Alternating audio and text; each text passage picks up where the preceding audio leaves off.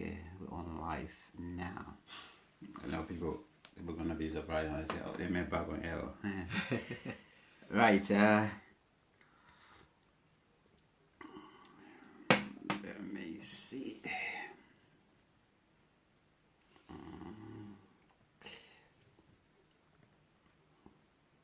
Okay. And what I always asking, I said, "We're going to be my first." We're going to be my first cassette. I said, normally I can say, okay, I got my first cassette. Right, let's see. Good morning, good afternoon to all of you. First of all, my apologies.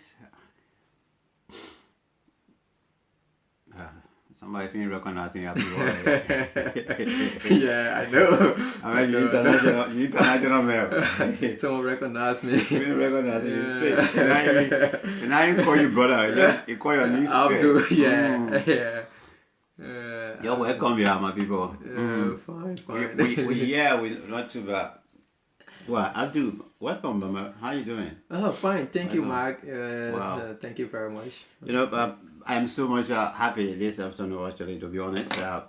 Not seeing you online, not me going to Liberia, but you coming to the UK, and not even coming to the UK for us to meet somewhere else, but right in your own house here. Since wow, it's a pleasure to see you. Thank you. Yeah, thank you, Matt. I think I'm happy actually to come in, especially knowing that our Liberian brother is in Wales, Swansea specifically, to come and say hi. I cannot come all the way to Cardiff and then just 15 to 30 minute drive. Then I reach to say hi to my own Liberian brother. I'm very thrilled. I think this is something that worth coming. So Thank I you. Appreciate it. I am very, very, very, very happy. Yeah.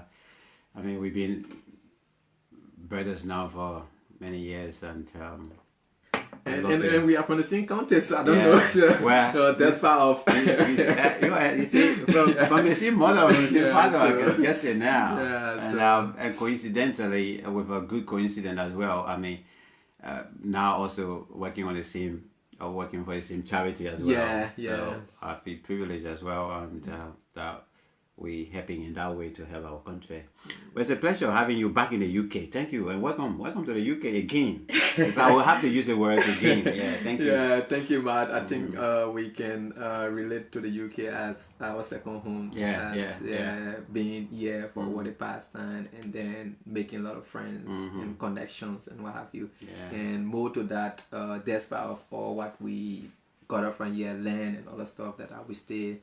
Actually appreciate going back to our country to give what we have taken from here. So I think it's really worth coming and going. But Abdul, let's start off first of all. Let me first of all start with this, because you're now in the health care sector. You came here, you did your masters as well. But let me start first of all as to what actually led to the interest in health. Because normally when we are growing up, I know it's one of the areas that actually normally our parents then do actually try to force us to, you become doctor, you have to become doctor. But is it something that you plan to go into health, or? I think the healthy actually have growing up as a little child, and knowing the kind of stress and other stuff that which of course it takes for our mothers, especially from my background, having a mother who happens to go to the market to do some things in order to get out of school, and when we are ill and other stuff, and having to grow up in doing a war and looking at it at the time to get to health facility and stuff was difficult, and there was nothing. So growing up, I think that actually play a major role in my life, in what I do currently as a health practitioner and especially a public health specialist.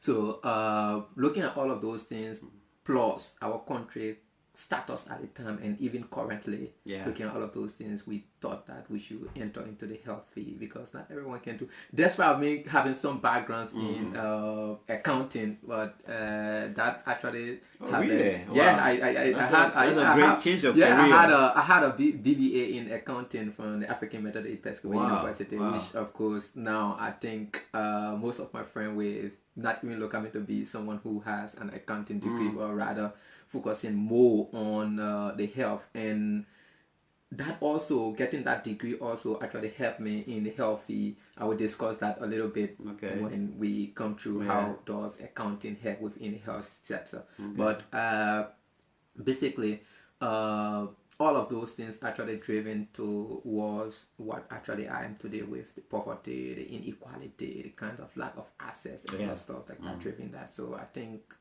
most people want to do it. And when I was in high school, actually most often my teacher at the time, Mr. Harris and other guys, they actually play a major role in my life in terms of what really I wanted to do, because they put more time in nurturing me as a health person. So I learned a lot more from them even before even entering the health field. So all of those things and the kinds of environment and what have you, and not being far from Douglas as well at the time. So all of those things also boost that kind of. But that was a push. Yeah, it was it's kind of a big move. I mean, a banker, somebody who's supposed to go in the bank in the monetary sector, going into health or so.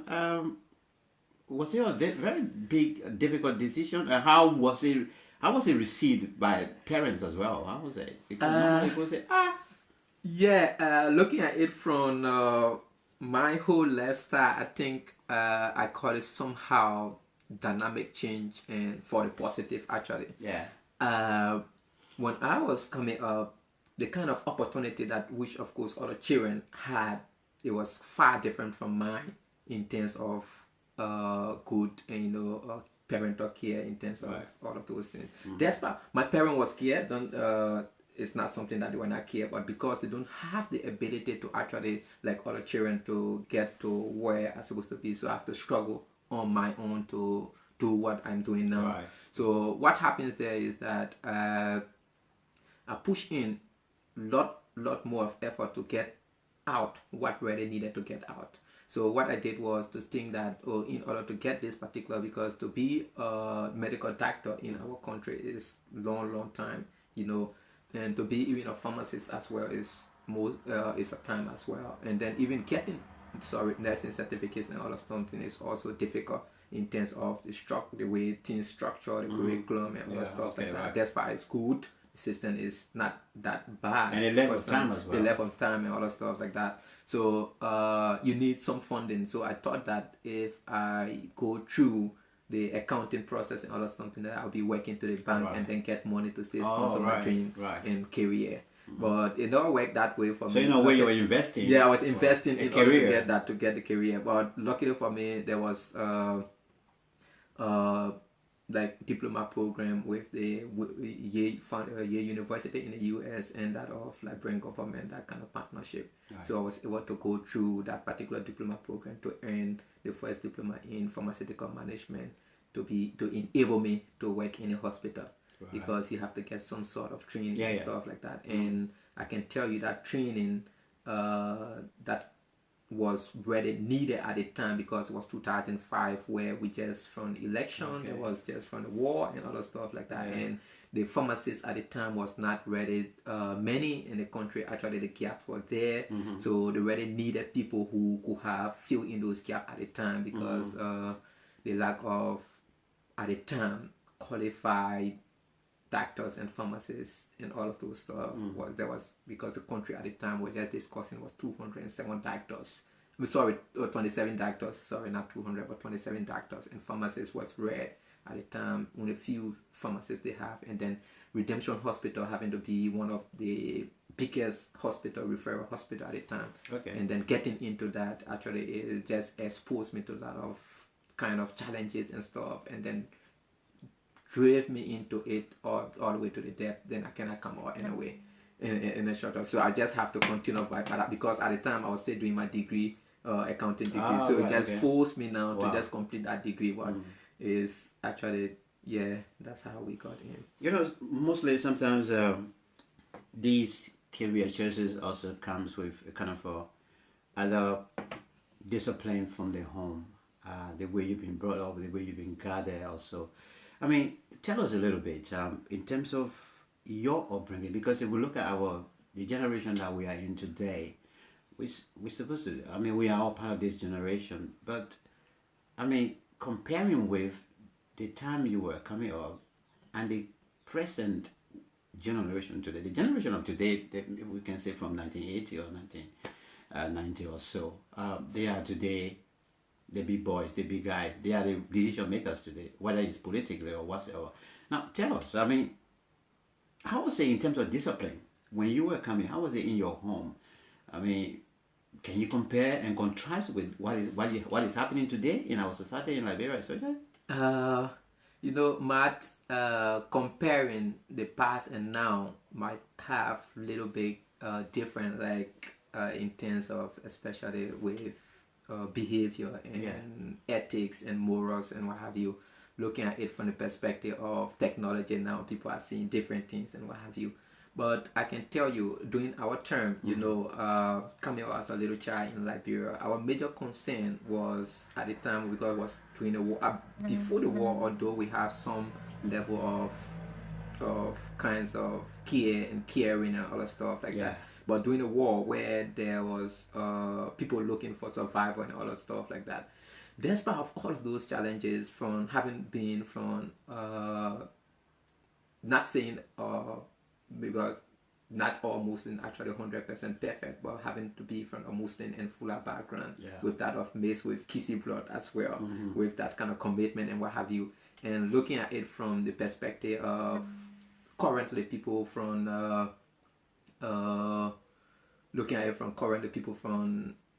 those such background as well, but the exposure from the outside world, that kind of stuff driven it. And I can tell you now, most often what's happening is that the poverty also create more gap for people not actually accepting some other moral challenges and what have you. For example, you're looking at a child where you're not doing anything for them, you cannot afford to pay school fee, you cannot afford to pay medical bills and other stuff like that. And that child having to fresh their own school fee situation and other things. So they have to find a way out. And then you want to restrict that person who doing everything for themselves as a parent. I think it's difficult. So we got to look at it from both ways. What are those driving factors that are affecting those children that causing them not to behave well as others?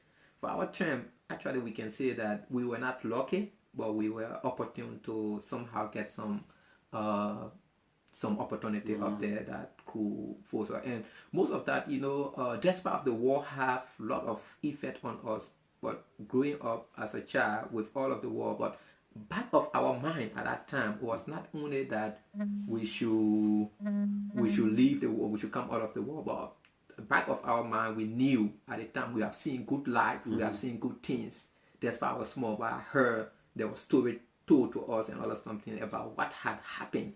So, and you want that particular life, you want that particular reaction and relationship and other things like that. So the upbringing is one, and the kind of parental guidance in terms of how your parents speak to you and relate to you, but also what are other factors now that are affecting Liberian publics, especially youth. Wow. Well, so in terms of let's look at the moral conduct as well, because that's actually is the nucleus of the whole family, coming together, in terms of how somebody's supposed to be brought up together. But if we look at the society today, the people that we refer to as the young adults today, their behavior is quite aggressive. Their behavior is quite kind of very, very much forceful. What they want, how it should be happening, and it starts from the home as well. I mean, don't you think this is a serious problem? And how do you think how we can actually come back to the drawing table?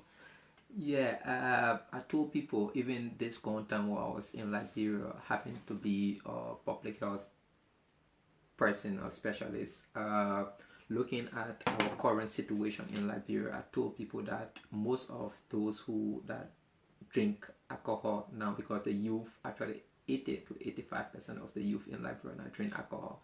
And most of them drinking alcohol is not that they want to drink it. They're drinking it because of some peer pressure, but 80% of it because of some frustration, like mental health issues, and which of course is a huge factor. So looking at it from a moral perspective in health, we draw that to also some part of depression and some part of their expression is tied into some other social factors that which of course leading them to do what they are doing. So with the social factor, you cannot rule out financial burden. You cannot rule out social aspect in terms of the upbringing. You cannot rule out culture, religion, and traditions. So when all of those things are not actually correlating as how it's supposed to be, then definitely the coordination in what they say and how they behave and all the stuff like that will be actually not moderate to our expectation. But then when you talk about moral as well, comparing moral to what actually someone expressed and other things, I can tell you some people can say that Liberian, we argue a lot. Like people say, oh, Liberian argue a lot. But for us, that is normal how we talk, because people say Liberian don't answer questions, and other people may say that that is abnormal. For us, we live with it. But it doesn't mean, I'm not saying that it's actually real, it's supposed to happen. But from a health perspective, there's all an underlying factor that people need to look at. So now, currently, don't drive back in the 90s. What happens? How was the DDR process that went on, the disarmament and all of those things? Went on. Was it done perfectly to the satisfaction of Liberians, or was it done based on the driven of international community wanting money to pocket? Was it just because those guys were really disarmed properly and rehabilitated as the quote-unquote document said?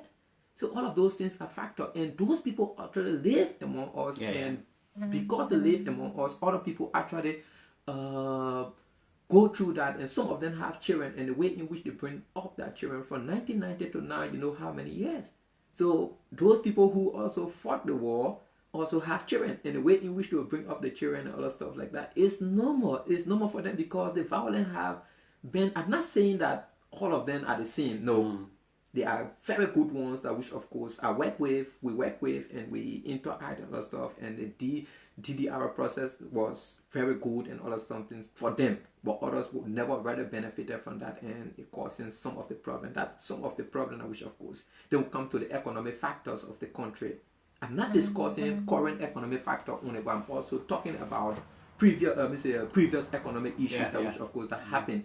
So all those underlining or lining factors that underpinning the kinds of way people are supposed to live and do things is actually affecting us. So we have to look at it in a wider, broader perspective in order to address this issue. It's not only health, it's not only social, it's not only political, but holistically, also international partners should not only come in to have like say, oh, we are having this kind of program or other thing. Because what I said in London was that, look, all of those good innovation and documentation and what we are bringing to our country is good, but also the sustainability. You should have it sustainable. How can we sustain those things? How can we actually make it our own? How can we be part of it to own it? Not one person coming to London and do maybe a training program or stuff, but what will happen in the country? So all of those things. So for moral, that also it can be defined in favor way for ethics, for expression. People can really have that way to express and what have you. Because you can have people even in the UK that express themselves very rudely and badly, but also because of the community and stuff. And you also have people in Liberia do the same, but they have more good people as well. But the mental health issue in our country need to be challenged, need to be handled. We have with us Brother Abdul. Abdul is the country director for Life for African Mothers, which of course we're coming to talk about. Life for African Mothers is a charitable organization based here in the United Kingdom, or established here in the United Kingdom, but work across some African countries, including Liberia. We're going to talk about it so you can know a little bit, for those of you that will be hearing for the first time about Life for African Mothers. Of course, I'm also on the board, but Abdul is the country representative for Liberia. But Abdul, before we come to Life for African Mothers and your involvement, you earlier you in your introduction you gave a little history about you studying finance, but then later you went into medicine. As far as where you are now is concerned, you have earned your masters, I think, here in the United Kingdom. We're going to talk a little bit about it as well. But what is it? What is the link there? Is there any link? Is there any a benefiting factor or some of these skills or knowledge that you got from, you know, the study of your finance that led you to go to, I mean, in the field of health? What is the link between it? Is there any link that you benefiting from, or perhaps was just a waste of something? There are a lot of benefit, not only personal benefit, but also to the country. Currently, health in general, in the entire world now, they are not only looking at health from the perspective of giving injection only or giving tablet only, but also looking at it from both social and political and that of other innovations that which of course that people know that you can attest to. So when we talk about health now, is not only the, according to WHO, it's not only the absence of not only the absence of diseases, but also the absence of lack of mental and other social issues that which of course that make you unhealthy. So for me, the public health that I did at the Nottingham Trent University, which is one of UK top number 10 university, actually defined health and taught me on lot of broader issues when it comes to now contemporary public health. And when you talk about contemporary public health, it lay out all other issues that which of course that affect our continent and even in the UK and other part of the world. So what happens there, what actually I got from there was I noticed that what affecting us, what really affecting us is quite larger and bigger, that which of course my degree that I got that can tap into. For instance, you talk about sustainability in health. You talk about sustainability. You talk about international politics of health. We talk about epidemiologists. You talk about health impact assessment and other assessment that which of course that we can really relate to. So all of those things, when you look at it, current situation of hygiene control and other stuff like that in our country, we look at the issue, because when I went back quite recently, what I did was not only to go and sit, but also to look at wide range of area and see how well that we could address some of those issues. I identified some other issue like healthy city, talking about healthy city and public health, talking about other social determinant of health, talking about other political issues that are affecting our country and other stuff like that. I also met other health practitioners. We discuss issues and other things that which of course that can better off our health system and what have you. So there are lot of things that I can do because I did a very broad public health, which of course they call the new public health. So I look at transportation as well. How can we get a clean air, climate change and what have you. I look at the issue about human social life, the sympathy groups and other stuff. I look at the community health and what have you.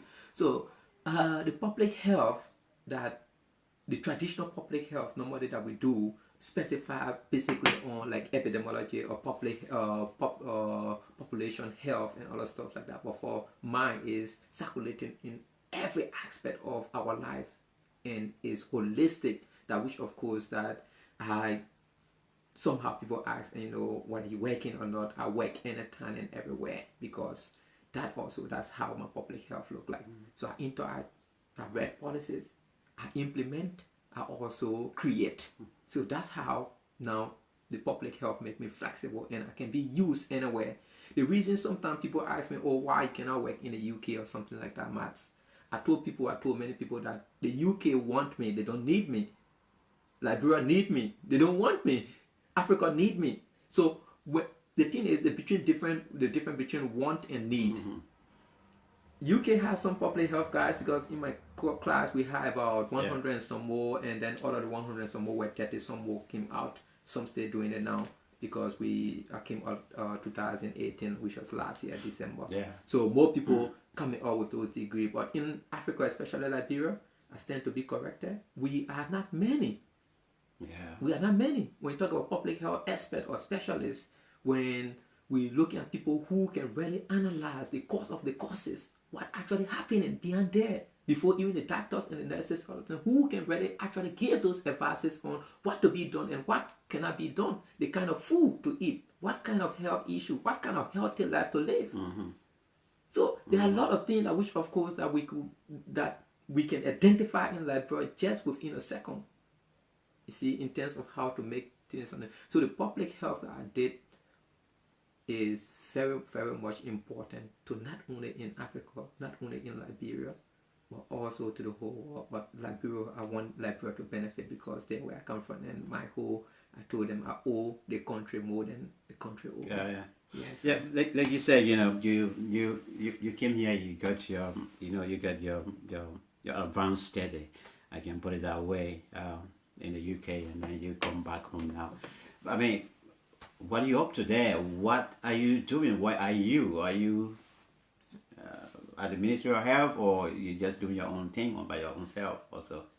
I know you're attached with a charity, but we're coming to talk about that a little bit. But so personal, what you up to? Before coming to the UK, I signed up. And that's small knowledge you came and got here. Yeah. So tell us. Yeah, before coming to the UK, Matt, I can tell you I signed a contract with the government that when I get my degree, I should come back. I should go back to Liberia and help the people in Liberia. Okay. And that which of course I just did, because other people may say, oh well, that's the government fault or the government problem. I don't have problem for that. I should stay and enjoy my life. And there's lot of room for me to do that, Matt. You are here, you cannot put me outside. There are a lot of rooms that I can do. Definitely. And aside from that, with my profession, aside from that, with my profession and other stuff like that, I have lot of opportunities that which of course that I can really tap into.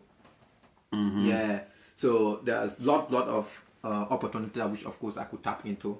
But then when I graduated this December, I worked with the Liberia Medicine and Health Regulatory Authority, which of course regulate all drugs and medical supplies that enter in the country based on counterfeit or falsified medications.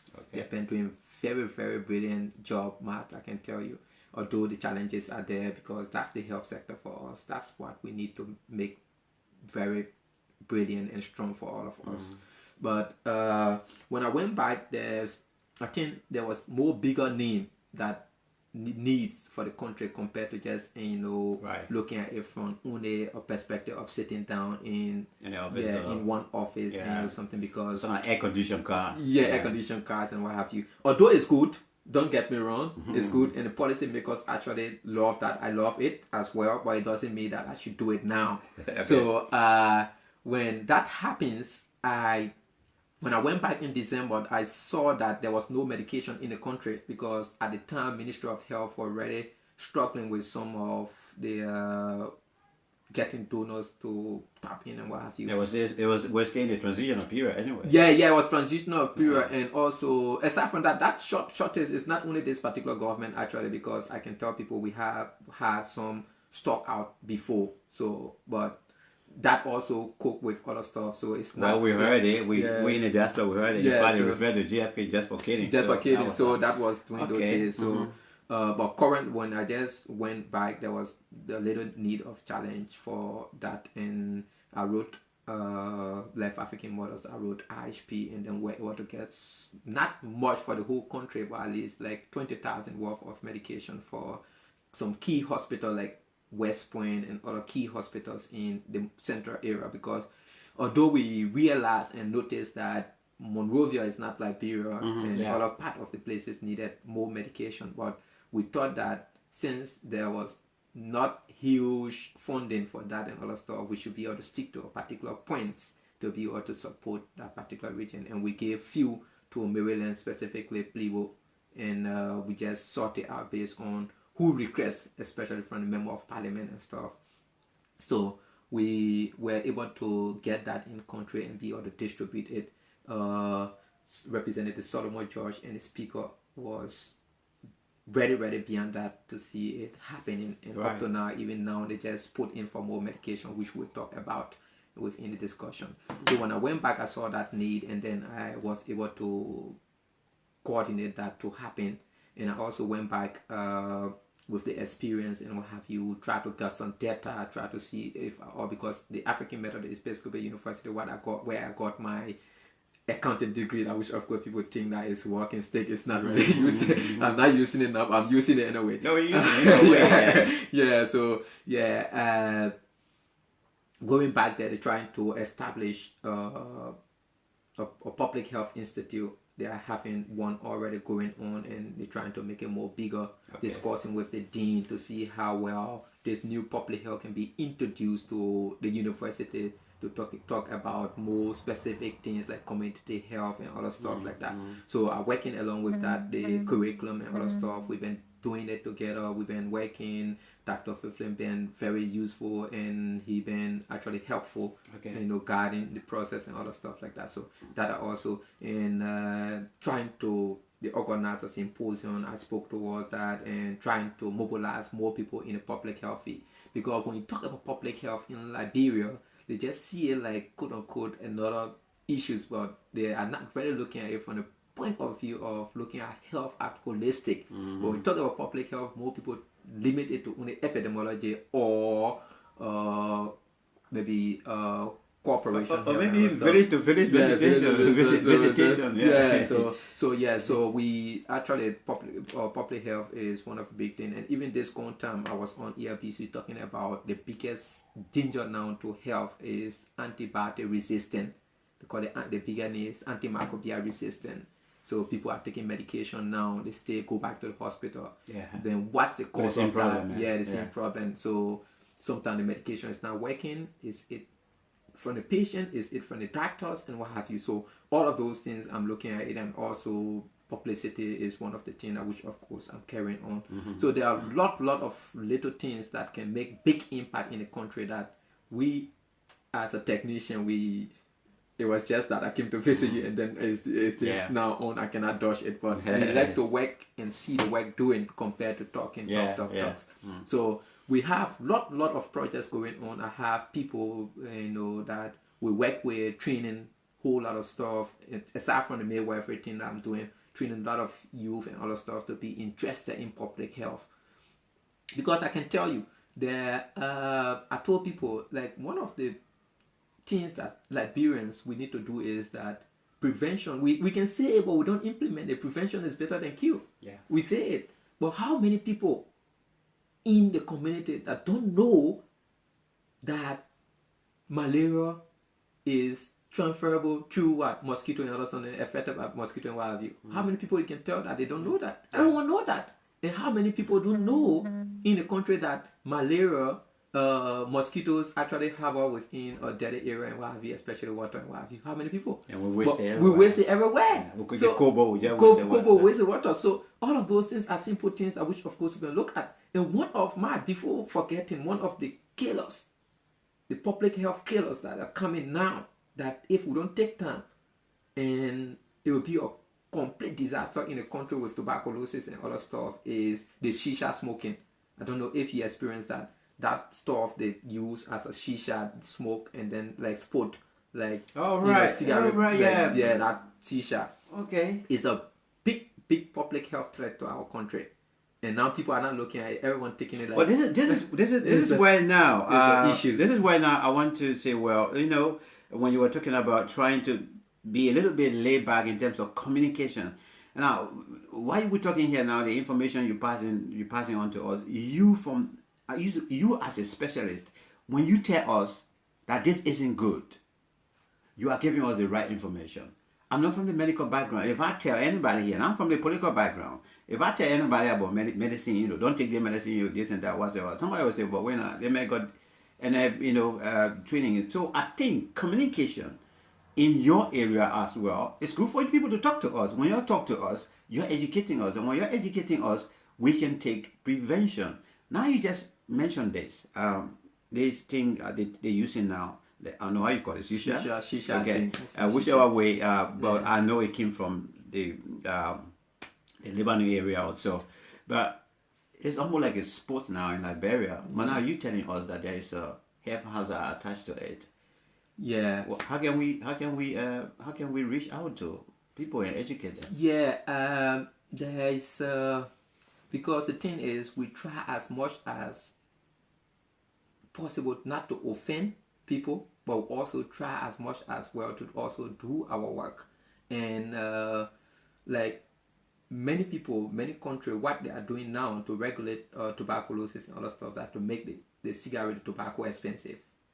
So that not everyone that can taxes are high, high, so that not everyone actually can afford to buy it. So end of the day, reduce the number of people who smoke and what have you. Alcohol as well. So alcohol as well. So if we Liberian government can look at that, I don't think I tend to be correct. I don't think even that is on our tax code to say, oh, they are taxing those. No, I even be talking about it. Yeah, there's no tax attached to it, and it also affects people who sit around the table, not only the person that's smoking. Yeah, I remember somebody. I'm not cutting you off. I remember I was invited for dinner. My friend asked me. We went to this amusement center, and we saw a bunch of people were sitting there, taking that thing in. Then I asked the guy. I said, "Well, is there any other place that we can go? I mean, with how these people smoking this thing?" They said, "Oh, that's the only place all over here." I said, "But then I don't think for me it's passive smoking. I don't want it. Yeah, can we go somewhere else?" So, meaning what you're trying to educate us on now is that if I go and sit by somebody who is actually smoking that thing, so I will be affected as well, even though I'm not smoking. Yeah. So that is something that which of course that will affect you, and which you didn't pay for it. They pay for it, and now you're getting it. So that also need to be something, because they have to pay for it. They have to pay for you and stuff, because most of those funding actually from tobacco taxes, from cigarette, from shisha, and from the alcohol and what have you. All of those things supposed to go. The taxes supposed to go in health. Well, how are those taxes generated? Because they have to be there so that at least they can be able to buy medication to be able to treat you when you get that same particular illness. That's exactly what happening here in the UK as well. So that's how the taxes system should be and what have you. But I'm not discussing that based on my accounting stuff and what have you. So we are discussing health, and although it's part of health as well, because health financing is also part of health. But basically I want to stick to the point that discussing those health threat to our country. Those important things. So that is a health threat. The alcohol is a health threat, because according to research, one bottle of alcohol reduces your chance of living, meaning that extending your life expectancy to from, if you're supposed to live, for instance, for 10 years, you'll be living like 5 years. So if you're supposed to live for like 50 years, you'll be living maybe for 40 or 30 years. So you see what alcohol does. So all of those things are things that which of course that we need to discuss, we need to talk about. And one of the scary things, Matt, that we continue to overlook in Africa, especially Liberia, people just buy medication everywhere. Yeah, because it's they everywhere. Don't have limit. So because it's everywhere. Yeah, because it's everywhere. It is true. The specialists, those are selling it everywhere as well. Yeah, they are everywhere, because even when you just get to one nursing school, and at the end of the day you get one paper from there, you're a big doctor in the country, and at the end of the day those things actually affect as well. But what I'm driving at is that the cost of a lot of buying medication, you say that it's cheap, you buy it's cheap. The cost of it is more than buying one medication at quality. The reason why I'm saying that is that, for instance, if you buy a fake anti-malaria drugs, and that particular fake anti-malaria medication, you have to take it, you not get well. Maybe you've sold it for like, for instance, like $300 Liberian dollars, and then you have like proper malaria medicine for like 1,000 Liberian dollars, because they sell it as $500. So you take the first dose. The first set of those, you are not recovered. You're going for another one, which is 300, 600 right there. Still, the health benefit of that particular money that you're spending, you're not getting it. You are not also receiving the proper, your money is going actually, you're not also receiving the proper treatment that you needed. That's one. Yeah. That's the burden it's going to cause you. Then at the same time, that medication at low price with not effective ingredients to be able to manage the disease that you are really want to cure, is also escalating, meaning that it's creating a more environment for opportunistic diseases. Because when you get malaria now, at the end of the day, your white blood cell is fighting that, and at the end of the day, you get another more, you're taking pills that are not right. very good for the body. Right. You experiencing another disease, Right. which of course you don't know where it come from, Right. because you're not be eating lots of appetite and all that stuff that you're not eating, gas Okay. entering the system, and probability of you in the long run developing ulcer and other stuff like that is there. So you seeing it, that's one. Then you buy another one that $300 again is $600, $900. You think you're helping yourself, but you're damaging yourself more. So why would it take you to at least save your money? We know the economic hardship everywhere, not only in Liberia, but why would it take you at least to save the money and get to the proper pharmacy area where it's recognized and regulated, where you buy a medication and you know that you are buying medication than to buy medicine in a bucket? You see, so we have other things. I gave a lot of scenarios on issues that which of course that affect health. Let me just give one in terms of the access to health. Okay, yeah, me as a person, just giving an example, a scenario of me wanting to get to Broad Street in the morning. Okay, first of all, I wake up in the morning. Some of the what causing the mental health problem, that's one the scenario I'm giving. Okay, I wake up in the morning, I have like 4 children, and all of them have to go to school and eat, and I'm not working. Actually, absolutely, I'm not working. At the end of the day, maybe Matt is in town on Broad Street, say, oh, Abdul, come for some $500 to help the family. And then I wake up in the morning thinking, yes, I'm going to meet Matt in the morning to get the taxi. I don't even have the first penny to get the taxi. Then I borrow from my wife or girlfriend, say, oh, give me like $100 to get through. And then she gave me that $100. And I got on a taxi. And forgetting she's pregnant as well. So not only that the children need to eat and what, she is a pregnant person, but she been saving, and we have like $100 in our account. And so I take that particular money and then got to get a taxi or try to find a bus to get a cheaper way to get to town, and then got it. And going to look for Max. I'm going to look for Max, and then on my way to get to Max, my battery dead. I cannot call him. Oh my God. And then I have to use maybe another $25 to use a pay phone. And even to get that, I have to charge the phone first. And then after charging the phone, trying to get to Matt, call Matt, and Matt tells you, oh, I'm in a meeting, because probably someone who has a bigger case compared to your case have already collected that money, and Matt don't want to make you feel bad because they have already promised you. You see the problem? And then you get to Matt again, probably, okay, let's say for instance, we should not go to the worst case scenario, let's just moderate it. Matt gave you that particular money, like for instance, Matt gave you like $500 to get back home. You need to take back $100 that you owe from your wife, and you also need to use the $400 that you have, like $10, and the cost of rice and other stuff like that. And that only there for maybe a single day, and what have you. You still got more to go to. And end of the day, you get back to the house, they tell you that your children was put outside for school fee. They don't have a tuition. And then at the same time, your wife need to go to hospital maybe the next Monday morning. So what become of you? The only cheapest remedy to that is to get alcohol, because that then you just drink and then get your stress. So are you trying to get your stress down? Your stress out and all the things not knowing that you're increasing it. So end of the day, it drag you, it push you to a particular situation that you cannot, actually bear no longer. End of the day, that craving, that is underlying factor also that causing you to be an alcoholic, but you don't really want to be. So they have lot more of things that we need to tackle down. Matt, when you look at the SDG, we have 17 counts. And one of the major counts that people don't talk about actually is poverty on that 17th count, the Sustainable Development Goal. People discuss healthy city, discuss about gender, women gender, and other things. But how many persons actually looking at inequality in health? How many people looking at those driving factors? That aspect of inequality here in health. I mean, even where we are right now in the United Kingdom, we're still talking about it as well. There's inequality. You go to the States, it's even worse. If you don't have health insurance, you can fall down here, and you got, but we halfway through, ladies and gentlemen. Just to let you know once again, thanks so much for all of you that have been here with us and stay with us. With me is Abdul. In fact, I'll call him Fallo as well. He's here in the United Kingdom, due to go back home very soon. His area of specialization is in health as well. And I think last year, just before the end of last year, he graduated from here in the UK, getting a master's in health sector as well. So he's back home now, helping to to mend those gaps that we have within the health sector. So he's doing quite well. He would have stayed, like he said, he would have stayed here and get job. He would have gone to other country to get job.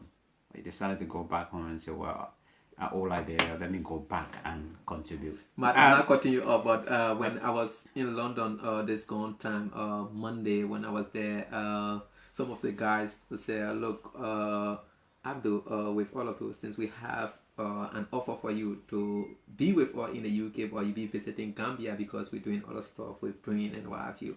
So you can come to Gambia. But then I look at it, I say, about on the other way, Gambia and Liberia, actually, why can we not direct the program to Liberia so that I can actually work? Yeah. But that is also on the cover discussion. So but I think there's lot of gaps, and that which of course that we need. So to just leave Liberia, I think is somehow challenging, and I won't be treating the country fair, I think. All right, that's Abdul. We're so sorry we're not following the dashboard. I would have been reading your questions as well or your comments, but I'm sure Abdul will watch the program after and maybe he'll respond to some of you. Abdul, let's come to the Life for African Mothers, an organization that based here or established here in the UK, but now is in some part of Africa, including your country, Liberia, my country, Liberia. You are also the country representative for this NGO. First of all, how did you get involved, and what is Life for African Mothers? So, Life for African Mothers actually is a UK-based charity organization, what we call the NGO back home and stuff.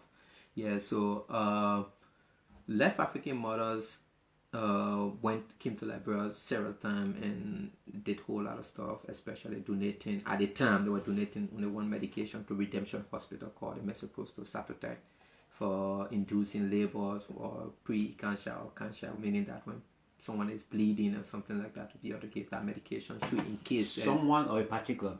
There was only Angela at the time. No, what I mean, you said somebody bleeding. Yeah, women, pregnant women actually. Okay. Yeah, pregnant women bleeding. That means, sorry, I just. That means after birth or after birth, immediate after birth sometimes, or sometimes too they give it for prophylaxis after birth because maybe they're going home, they can also bleed home and other people can lose blood and die.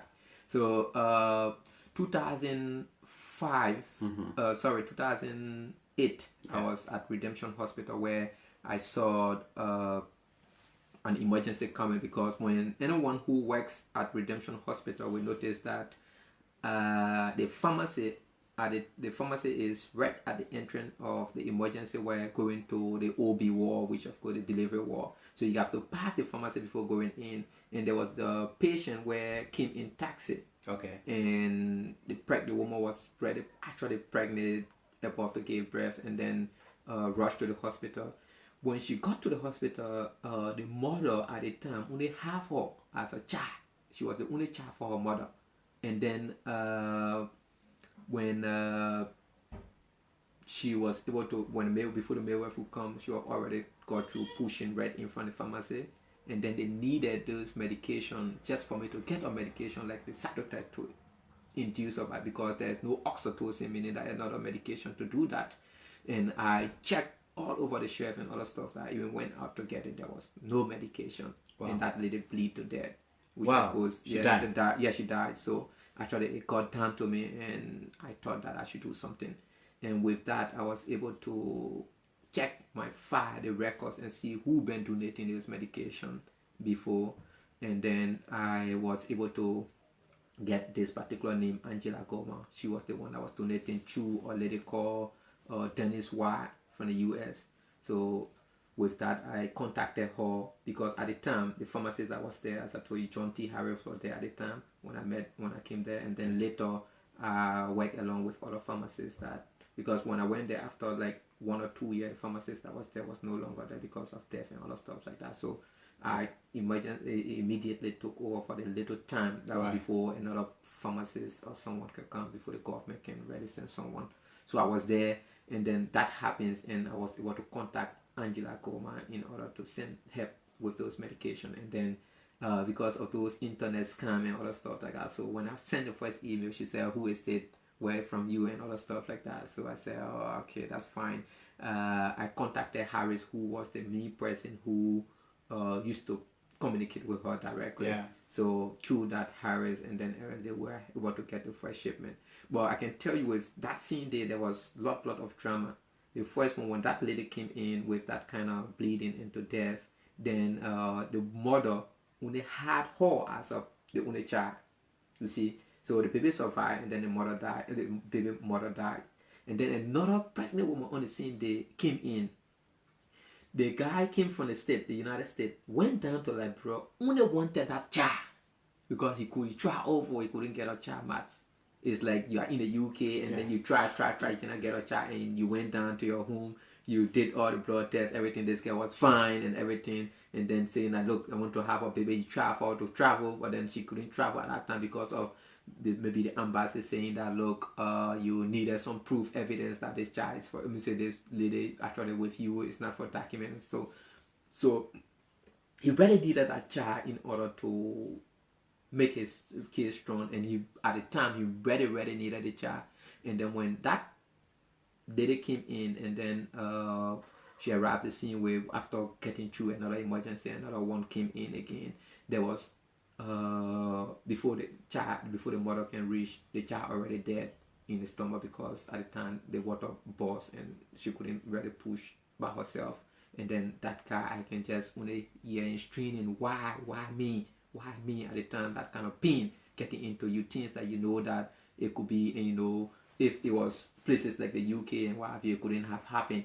So all of those things actually is something that, which of course is traumatizing in the healthy. And actually, look, our midwife and doctors, they are very strong. They are great people with all what they see, and you know, something with all the challenges, they still manage all of those things. So I can give them, you know, 10 over 10 over that, despite of some gaps and challenges within limitation and what have you, but they try very well in terms of what they do. So you email Angela. Yeah, and then she gave the medication. So after that medication, not maybe praising some of my colleagues, but after the medication, then send in reports and other stuff like that. And then we have the chief medical doctor at that time, the late Dr. Dada May, so rest in peace, was the chief medical officer at the time. He said, look, Abdul, look, giving only this medication may help, but only for the patient, but what about training our midwives how to give this medication? Because if we only get the medication and they don't know how to use it, even if they know how to use it but not properly, then what could happen next? So they need some training. So I said, but then since that's the case, let me find out if left African mothers could do it. And then when I found out, they said, okay, we'll carry the first training, we'll carry the first set of people to Liberia so that we can really train the first group and see how it works. And then we start the training, and then they're looking for someone to coordinate. And I was at the time in the pharmacy. I told them I couldn't do it. She said, but you are the one we know, so you cannot really draw away from it. And having a passion for it and what have you, that's how we got involved. And today I can boast of saying that we have, with the Ministry of Health partnership and other stuff, we have trained more than 400 midwives. Let me come back to the medication, because this medication seems to be a very important medication. What is the main work for this medication you're talking about? For pregnant women, what is the main work? Okay, they have two. One of them, although it's slightly different, one is oxytocin. People call it pitocin. That is basically have to be on a cold chain system, meaning that you have to be in the fridge, like vaccine. You have to be in the fridge by all costs. So the work of those medications is to contract, to stop women from bleeding throughout when after delivering what have you. And also, right, if there is a problem of pushing or what have you, also make the baby come quick. Right. Simple English. Right. Yeah, so for everyone to understand. So that's the importance of that particular medication. And if the medication is not available, like the injection, because sometimes they use the injection, if it is not available, because they have one they call egomentrin, and they have that oxytocin, and they have this misoprostol. Actually, I will come back to the history of the misoprostol, but with that particular medication, if it's not available, it works similarly to the misoprostol. But the difference there is that the misoprostol don't have to be on or like cold chain, meaning that freezer. So you can take the medication even in a raw area, it's still useful. Okay. So unless like the management of, meaning the difference is the management of the medication. So the other one is injection as well. So sometimes too, when the midwife are very, when it work is very tedious and other things that they give, even that injection to go and draw the syringes and other stuff like that. I mean, one person in a big clinic or something like that, very difficult in a rural area. So with that medication available, you already have it set in a particular area and what have you. They can give it quite simply and easily, and the baby can just be able to push, more flexible. So by all means, those 3 medications, at least one of it should be in a facility. In every hospital that would be administering women, pregnant women. Yeah. Wow. Yeah. Because the probability, our country actually, the probability of people having complication is huge. Yeah. Because one thing people need to really look at the issue pertaining to patient history very serious. Because if for any reason your parent have PPH, postpartum hemorrhage, any of your parents have that as a female, you should be able to look at yourself in terms of that as well, to know if oil or not been something, because it's important in healthy. So if for any reason that happens and the midwife or the doctors don't pick up that earlier at the earlier stage, the patients tend to be in a dangerous situation. So with that, they need, by all costs, they need that particular medication in the area so that it can be able to prevent severe bleeding to death. Wow. And that can only happen within less than 5 minutes. Wow. So within 1 minute, if that medication is not administered, the patient can die and they can lose huge blood. Wow. In terms of that. So one of the major killer of pregnant women in Liberia is PPH. And also sepsis. So most of the time when we hear that, the woman gave birth and she bled so much she died, it's because the lack of that medication. Yes, sometimes it's because of lack of that medication. In many cases, sometimes too, it can be other complications that needed to be something. But anemia in pregnancy. But when you stop the bleeding, then you stop the bleeding. You stop the bleeding. You put in line. You control. You put blood. But if they say the person bled until they died, so meaning that medication was not really administered. So that means this medication is very essential. As far as you know the work of it is concerned, it should be in every hospital that at any time it should be there everywhere. That's an emergency medication that should be in the hospital. Without that medication, the patients tend to be at risk.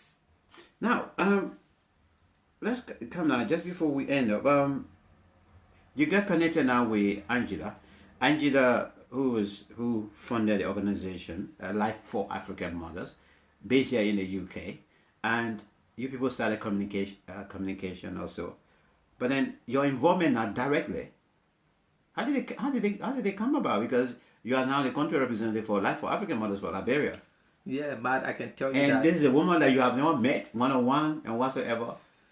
I can tell anyone that trust in everything is one of the keys. You should be able to be trustworthy. Yeah. In any means, and determination and focus also makes the difference. So with combination of determination, focus, and trust, actually, and hard work get us to where we are. Because I can tell you there's lot of communication before this can happen. Lot of communication, trust problem and other stuff. Now people think that Liberians, or especially African, are somehow difficult to deal with in terms of when you talk about funding, you talk about stuff and what have you. Yeah. But I can tell you they have thousands of African Liberians that are well organized and can be able to trust themselves and do things in the best interest of the people or her people. So with the communication and stuff coming in, going out, sending report, getting information done, getting things work, and then having all of those things, we built up that particular network. And she came at the time, she visited us back to see who this particular person she was talking about. There was a program in 2005 called the West Place it was understanding what it's a documentary. Yeah, it's called the worst I place watched to, that documentary. yeah, as the well. worst place to be a midwife, or the most difficult place, the they, dangerous place to be a midwife, something like that. Dangerous place to be a midwife. And that documentary took place in Redemption Hospital. Yeah. They was I remember it, for Redemption Hospital, even on YouTube and other stuff like that. So looking at that kind of documentary have been portrayed on our country and what have you, and the image of some of our health workers and what have you, I think it was very good to have. And that documentary was done in the UK, and it was from a midwife who lived in Swansea, I think from Swansea, and stuff like that, and we're able to get her on board to give us some of our experience and all that thing. They came down to Liberia. I met the two of them, and then we discussed plans, how to do it and where to do it and how could it work and what have you. And I can tell you from that time, the late Dada have been one of the influential person, which of course I always think about, pray for in anything I do and what have you. And John T. Harris with Pharmacy David Smoe and other guys from the Ministry of Health and other places actually did extremely well in building up this particular organization that we are ready now doing a whole lot of great stuff with. Yeah. Mm-hmm. Now, in terms of where we are now, Life for African Mothers, they're doing, great job. We're doing a great job in Liberia. You sending midwives, taking midwives from here, going there to train our midwives in Liberia, supplying the medication as well. I mean, in terms of difference, if you compare maybe a little bit, and you wind the clock back before Life for African Mothers came in, especially with the supply of this medication, very precious medication, have you seen any difference in terms of maybe numbers, statistics? Yeah, Matt, there's huge difference, and there's also challenges, and as you're aware, the organization is very little, so the scope of the organization, actually we also look at that when we talk about difference, but there's tremendous difference when it comes to the line of impacts. When you look at before then, because I based in the hospital, and also not only in the hospital, I work closely with the supply chain of the Republic of Liberia, and I travel to most of those counties, if not all, travel to most of those counties. I help to set up most of those county pharmacy at the time that they needed to be set up. So it was things that we did and we know.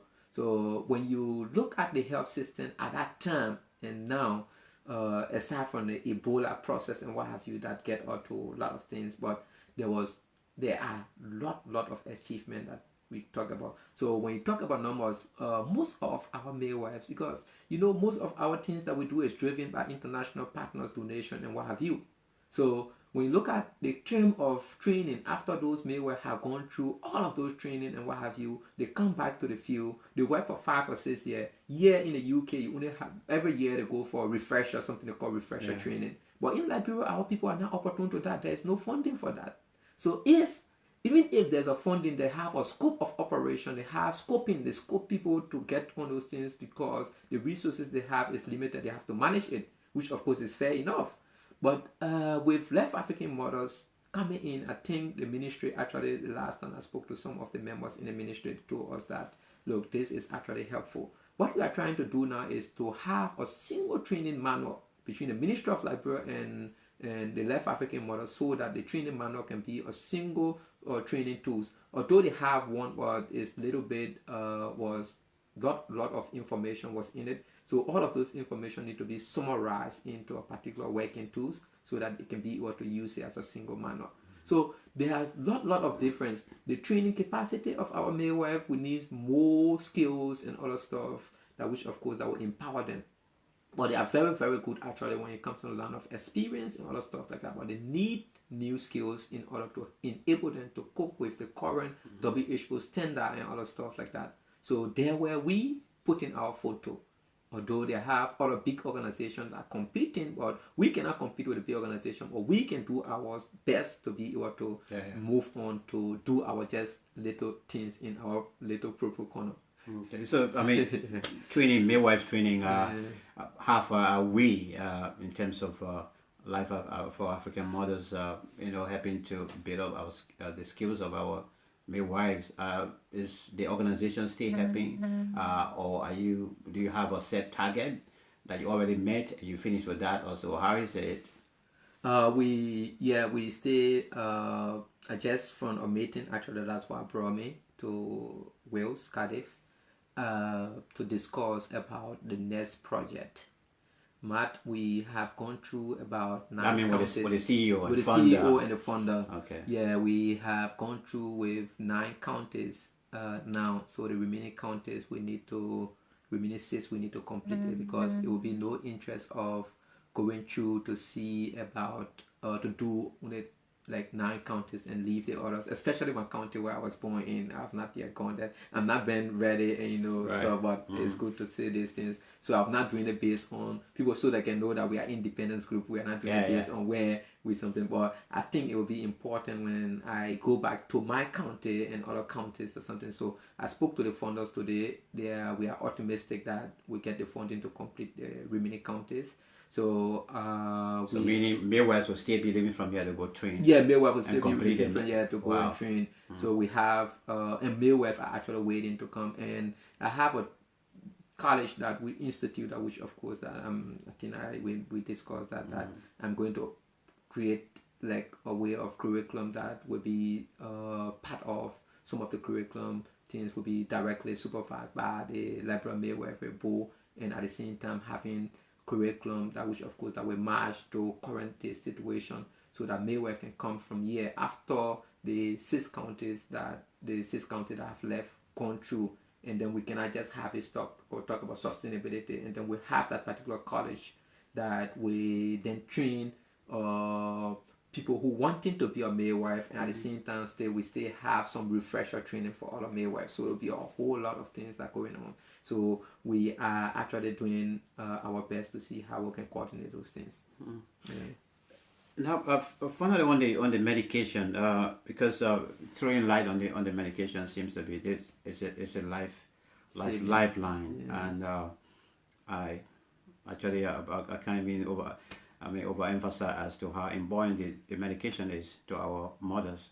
Life for African mothers is in now, helping. I mean, are you people Life for African mothers stay supplying, and are you anticipating of continuing to help Liberia in this venture? Yes. Let me say yes first before coming up. Going to London on Friday is all about this particular medication. I've been speaking with the Ministry of Health. They have consented. We have Ministry of Health.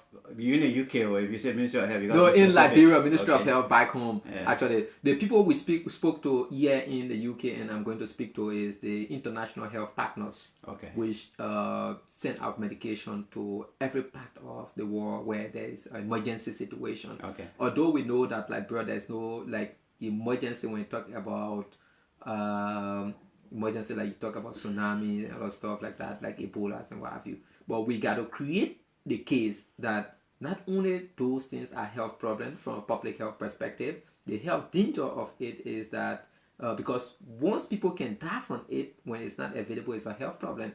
Yeah. So we are going to make the case, and I show that we will win that case. When I talk about winning the case, to be able to convince the partners to give us most of the medication, or if not all, that we need. So we've been discussing. Dr. Buffers Chima actually play a major role into negotiating all of those discussions. The Minister of Health, Dr.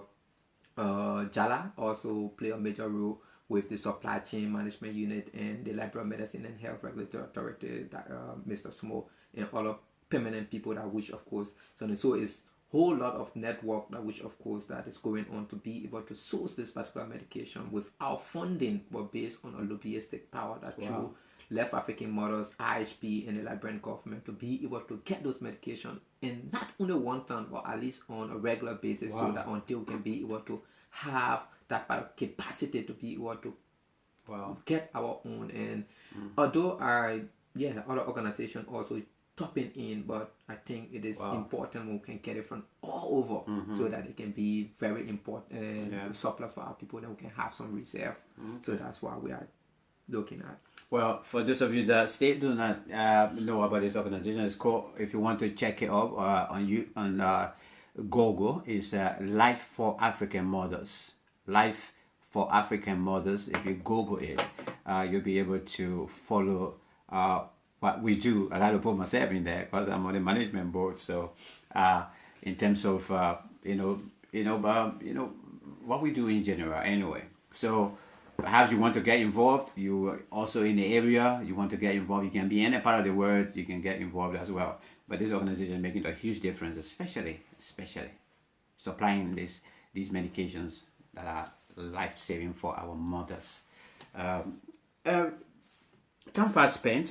We want to appreciate you, especially you're just here on a brief visit and on a very, very important visit as well, wherein you are negotiating and on behalf of your country and your people for medical supply and things. We want to say thank you so much for even taking your time to visit us, to come and see where we live as well, as family. But is there any other thing that you want to share with us just before we let you go? Although we don't even want to let him go, but he gotta go. I think we have Liberia we call it a very green country. Liberia is a very resource country in terms of everything, and people should not be really dying because of lack of medication and what have you. So I think Liberians, we need to stand strong to see how well we can work together. Not only putting blame on government or other places, but we should know how to really engage each other and see how well we can do things. Yeah, so that is important. Then another thing is that we have to look at what really basics to us, that which of course that we can use and be able to tap on, then only waiting on like medication and other stuff. What really we can do for our community? How can we do a cleanup campaign? How can we actually moderate, control our water system? How can we, which water should we drink? How could we look at our food in terms of how much oil that we eat? Because in Liberia, actually, when the cassava does not have enough oil, it'll be a serious problem. Surplus. Yeah, so it's got to be surplus. So we got to look at that as well. We got to look at the kind of salt we eat and other stuff. So all of those things actually is something that which of course we'll be discussing in Liberia in a couple of times. And even if you want me to the medium to something, but I would like to say thank you for inviting me. I would like to say thank you to the viewer and my brother who have interest in antibiotic resistance and also discussing antimicrobial resistance, which is antibiotic resistant, and also looking at it from a psychological point of view and what have you. So that is also important, my brother Unity. And for many people who really wanting to know more about how the health system in terms of the public health system of our country, although we have the Liberia Institute of Public Health and stuff like that in Liberia, which is very good for many reasons that it is established. It's very good and I'm actually happy with it.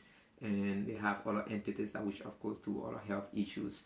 But we are open as public health specialists to work with any group that which of course wanting to work with us, and we somehow also happy to volunteer with any organizations who wanting to some of our expertise and what have you. So we are open to everything. And Matt, I'm still looking at antimicrobial resistance as one of the challenges that which I'm still looking at in Liberia from various backgrounds and area which it's not only unique to Liberia, but I say thank you very much, and thank you to the audience and other people who really listen. Well, in a very, very exclusive conversation with our brother here and our son of Liberia as well, wonderful. The organization we're talking about, Life for African Mothers, of course, of which he is the country representative, Liberia representative.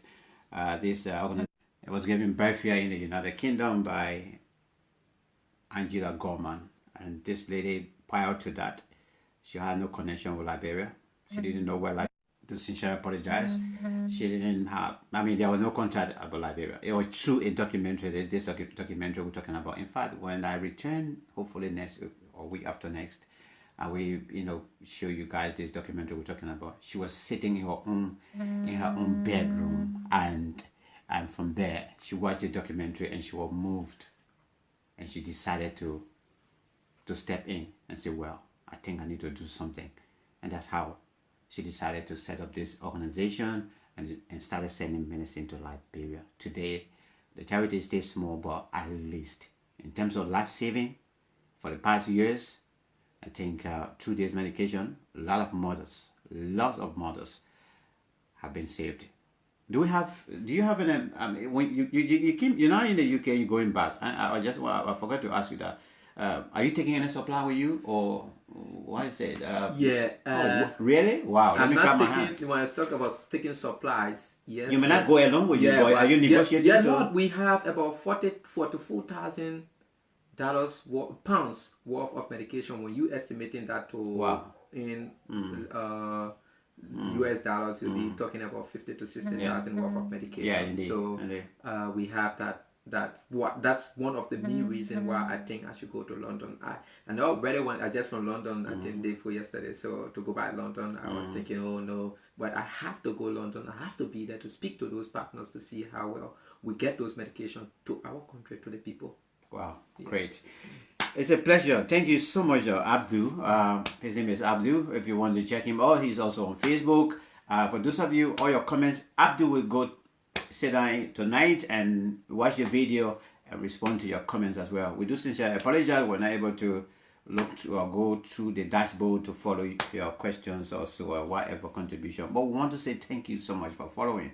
I do sincerely apologize. I'm not back on yet, but this man can come to the UK and we can't sit down on one-to-one like this and have this wonderful discussion. That's pleasure. So it's an honor to have you, especially in your own home here. Thank you so much. Thank you very much. We appreciate you. Thank you. Yeah. Thank you.